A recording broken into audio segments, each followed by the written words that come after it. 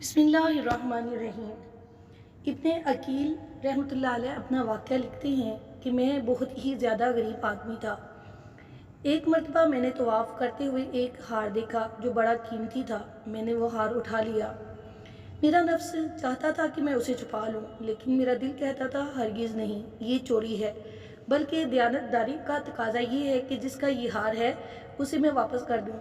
چنانچہ میں نے مطاف میں کھڑے ہو کر اعلان کر دیا کہ اگر کسی کا ہار گم ہوا ہو تو آ کر مجھ سے لے لے۔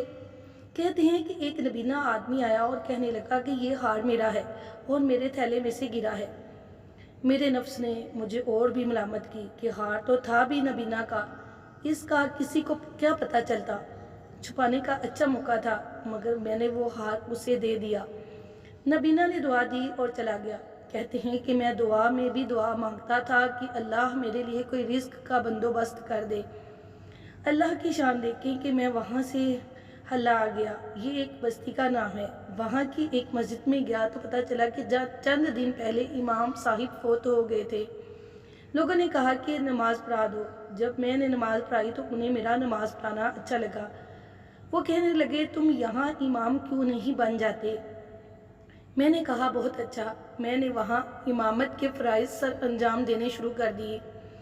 تھوڑے دنوں کے بعد پتہ چلا کہ جو امام صاحب پہلے فوت ہوئے تھے ان کی ایک جوان سال بیٹی ہے۔ وہ وصیت کر گئے تھے کہ کسی نیک بندے سے اس کا نکاح کر دینا۔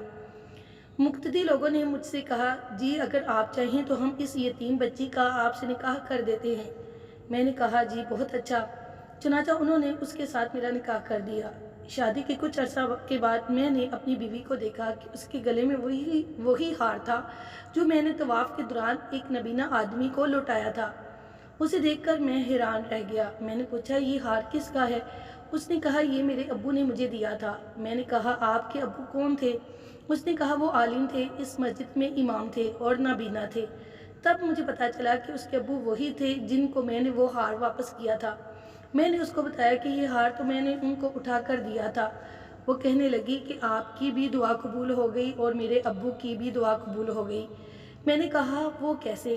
اس نے کہا کہ آپ کی دعا تو اس طرح قبول ہوئی کہ اللہ تعالیٰ نے آپ کو گھر بھی دیا اور گھر والی بھی اور رزق بھی دیا، اور میرے ابو کی دعا اس طرح قبول ہوئی کہ جب وہ ہار لے کر واپس آئے تو وہ دعا مانگتے تھے کہ اے اللہ ایک امین دیانتدار شخص نے میرا ہار مجھے لوٹایا ہے، اے اللہ ایسا ہی امین شخص میری بیٹی کے لیے خاوند کے طور پر لکھ دے۔